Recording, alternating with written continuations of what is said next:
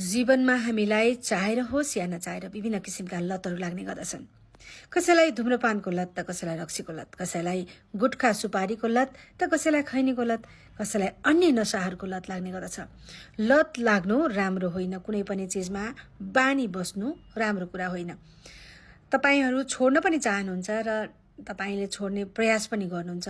तपाईले विभिन्न किसिमका प्रयोग पनि गर्नुहुन्छ खानेकुराहरू जसले तपाईलाई चाहिँ छुटाउन मद्दत गरोस्। सबैभन्दा पहिला त तपाईले आफ्नो मनलाई मनाउनुहोस्। दिमागदेखि नै अब म खादिन, यसले मलाई हानि गर्छ भन्ने तपाईले बुझ्न जरुरी छ, नत्र भए तपाईलाई गाह्रो हुन्छ।